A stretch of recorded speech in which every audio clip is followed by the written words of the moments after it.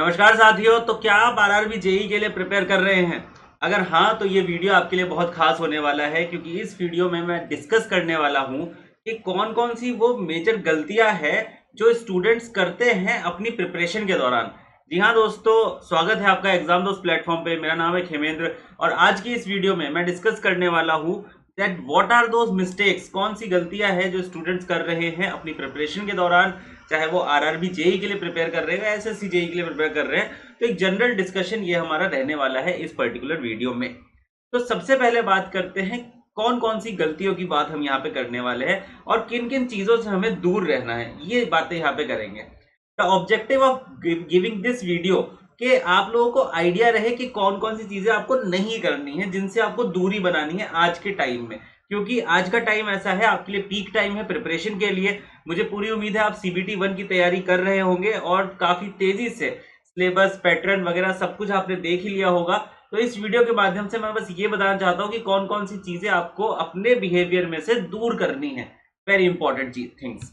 तो सबसे पहले हम लोग बात करते हैं एक ऐसी चीज की जो कि जनरली मैक्सिमम नंबर ऑफ लोगों में देखा गया है। उस बात को, उस शब्द को बोलते हैं दोस्तों प्रोकेस्टिनेशन। अब प्रोकेस्टिनेशन का मतलब क्या होता है पहले तो ये समझ लो। देखो देखो, इस हो सकता है कि आप बहुत बढ़िया पढ़ रहे हो सकता है आप मीडियम लेवल पे हो, लेकिन मैक्सिमम देखा गया है 80 to 90% लोगों में प्रोकेस्टिनेशन की बीमारी यहाँ पे पाई जाती है। प्रोकेस्टिनेशन मतलब क्या होता है? अरे आज नहीं कल कर लेंगे, अरे आज नहीं कल कर लेंगे, कोई नहीं कल करेंगे। कल कल पे पहुंचते हो तो फिर देखते हैं वो अगले कल पहुंच जाता है। तो ये जो प्रिपरेशन के दौरान जो प्रोकेस्टिनेशन एक बीमारी है, इससे आप दूर रहेंगे तभी आप फायदे में रहेंगे। क्योंकि अगर वो चीज कल की कल टलती रही तो डेफिनेटली आपका सिलेक्शन भी टल ही जाएगा इस बारी को। तो दूसरी पॉइंट के ऊपर चलते हैं। तो प्रोकेस्टिनेशन से दूर रहना है। प्रोकेस्टिनेशन का मतलब क्या होता है? कल करेंगे, सिंपल सा मतलब है, इसको समझ सकते हैं। दूसरा जो पॉइंट है वो है डिस्ट्रैक्शन। जी हाँ दोस्तों, और आज की तारीख में सबसे ज्यादा डिस्ट्रैक्शन किस चीज से होता है? सोशल मीडिया से। मैं नॉर्मल सी बात बता रहा हूँ, फोन है मेरा और मैं भैया शॉर्ट्स चल रहे हैं, शॉर्ट्स देख रहा हूँ। This is the biggest distraction we have. Phone है ना, बिल्कुल फेंक दो, ऐसे दूर फेंक दो। क्यों? देखो यार, इंपॉर्टेंट चीज ये है कि आप लोगों का माइंडसेट क्लियर होना चाहिए that I need this job at any cost. तो उस मोमेंट के ऊपर आपका रील देखना या टाइम वेस्ट करना, इंस्टाग्राम पे रील्स, फेसबुक पे रील्स, यूट्यूब पे reels, all these things are distraction for you and all these things are diverting you from your goal. Goal तक पहुंचने के लिए रोक रही है सब चीजें। तो क्या अगर कोई तुम्हें रोक रहा है तुम्हारे गोल तक पहुंचने के लिए, क्या वो अच्छा है तुम्हारे लिए? नहीं है। तो इन डिस्ट्रैक्शंस को अपने जीवन से दूर कर दो, वो बहुत जरूरी है। ठीक है? तो डिस्ट्रैक्शन जो कि सोशल मीडिया के, स्पेशली शॉर्ट्स। नेक्स्ट, अगली बात करते हैं क्रैमिंग की। अब क्रैमिंग क्या होता है? ये जो शब्द होता है ना, इसको आप ऐसे समझ सकते हो कि जब अंत का समय आता है, एग्जाम मतलब कल ही है और मैं आज ही लगा पड़ा हूँ सारी की सारी चीजें रटने में और सारी की सारी चीजें रिवाइज करने में, इसे कहते हैं क्रैमिंग। क्योंकि कम समय में दिमाग पे ज्यादा लोड देना, एग्जाम टाइम बिल्कुल कल ही है, उस टाइम के ऊपर मैं कभी भी उसको सपोर्ट नहीं करता हूँ। मुझे तो बहुत अजीब लगता है जब आप कभी एग्जाम देने जाते हैं, उस टाइम भी बच्चे पढ़ रहे होते हैं। अरे यार, उस टाइम पे पढ़ने की क्या आवश्यकता है? तुमने इतनी मेहनत करी है, अपनी मेहनत पे विश्वास रखो। ठीक है ना? चलो ठीक है, एक आध को रिवीजन के लिए थोड़ा बहुत लगा लिया, लेकिन उसको ओवर एक्सेस नहीं होने देना है। This is a very important की पॉइंट। अगली बात करते हैं इग्नोर द सिलेबस। देखो यार, मैं उम्मीद करता हूं तुम लोगों ने सभी ने सिलेबस तो ढंग से देख ही लिया होगा कि यार ये मेरा सिलेबस है। अब डेफिनेट सी बात है, उस सिलेबस में कुछ ऐसे टॉपिक होंगे जो तुमसे नहीं बनते होंगे और तुम उनको इग्नोर करते होंगे। वही अब मैच कर जाता है यही पॉइंट प्रोकेस्टिनेशन के साथ। कल कर लेंगे इस टॉपिक को। तो ये जो चीज है ना, ये नहीं होनी चाहिए।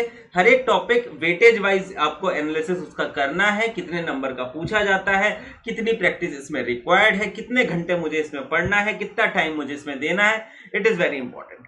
अगले टॉपिक के ऊपर चलते हैं। Do not compare your preparation with other. अरे बहुत ही जबरदस्त बात कह दी सर। क्यों?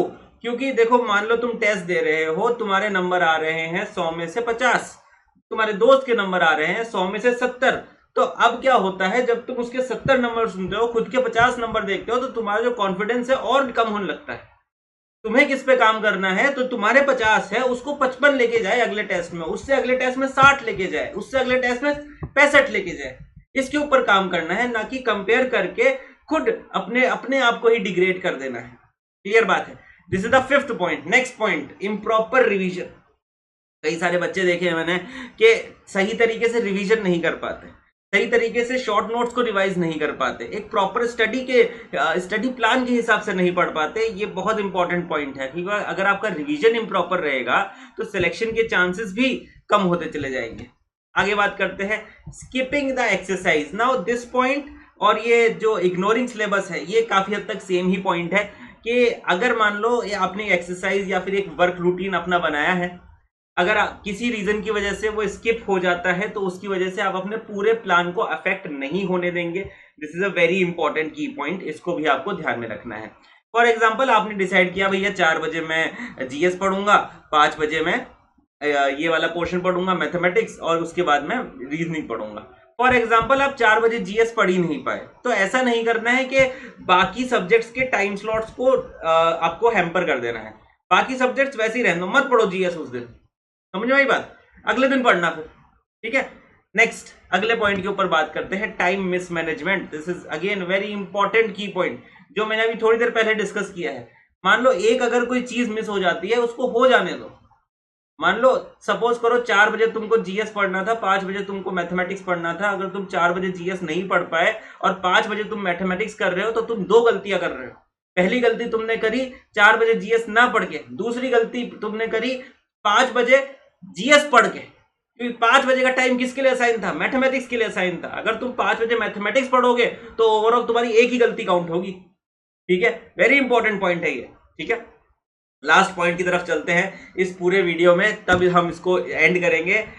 यस, जी हाँ दोस्तों, बहुत ज्यादा टीचर्स के ऊपर रिलाय कर देना। देखो मैं तुम्हें बताता हूं, एक टीचर, मैं खुद एक टीचर हूं, एक टीचर का काम क्या होता है, दिशा दिखाना, रास्ता दिखाना कि बेटा ये रास्ता है, इस रास्ते पे अगर तुम चल लोगे तो तुम्हारा सिलेक्शन हो जाएगा।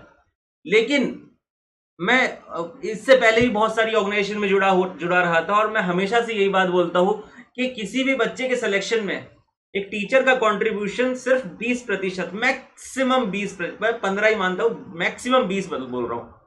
ज्यादातर प्रतिशत एफर्ट होता है स्टूडेंट का, because what we can do, we can provide the knowledge which we have, but it's you जिसको मेहनत करनी है, दिन रात मेहनत करनी है, बहुत शिद्दत के साथ मेहनत करनी है, तब जाके तुम्हारा सिलेक्शन होगा। और इन सभी चीजों का भी ध्यान रखना है। तो अगर आप बहुत ज्यादा रिलाय कर रहे हैं किसी एक टीचर के ऊपर, तो वो गलत है। तुम्हें खुद भी तो मेहनत करनी है, उससे ज्यादा मेहनत करनी है, तभी सिलेक्शन होगा। और मैं हमेशा से बोलता हूं कि एक सरकारी नौकरी सिर्फ एक स्टूडेंट्स का जीवन नहीं बदलती, वो उसके पूरे परिवार का जीवन बदलती है। और मैं चाहता हूं कि इस वीडियो को देखने के बाद तुम्हारे अंदर ये मोटिवेशन जागे, और ये सब चीजें अपने अंदर से तुम निकाल के फेंक दो और लग जाओ फिर मेहनत करने के लिए, अपने लक्ष्य को पाने के लिए। तो ये हमारा वीडियो था, एंड आई रियली होप मेरी कुछ बातें आपको थोड़ी बहुत मोटिवेट कर पाई होगी। एंड इसी तरीके से और भी वीडियोस हम लाते रहेंगे। इसी के साथ अगर आप प्रिपेयर कर रहे हैं आरआरबी जेई के लिए या फिर किसी और टेक्निकल एग्जाम के लिए, तो आप लोग हमारे कोर्सेज को ज्वाइन कर सकते हैं। यहाँ पर हमारे एक विद्युत एई जेई महापैक चल रहा है, जिसपे अब तक का मैक्सिमम डिस्काउंट है, ये 50% का ऑफ चल रहा है, जो कि 16 सितंबर तक ही वैलिड है। तो यहाँ पर आपको 5000 में वो पैक मिल जाएगा। यहाँ पर विद्युत, अगर आप सिर्फ टेक्निकल पढ़ना चाहते हैं तो 3500 में वो आपको मिल जाएगा। एसएससी, ये राजधानी बैच कौन सा है, आपके आरआरबी के लिए, स्पेशली आरआरबी वालों बच्चों के लिए 3500 में टेक्निकल प्लस नॉन टेक्निकल आपको मिलने वाला है। अगर इलेक्ट्रॉनिक से बिलोंग करते हैं तो 3000 में आपको ये मिल जाएगा। तो इसी तरीके की वीडियोस के लिए जुड़े रहिए एग्जाम दोस्त प्लेटफॉर्म के साथ। मैं मिलता हूं आपको अगले वीडियो में, तब तक के लिए अपना ध्यान रखिए। धन्यवाद।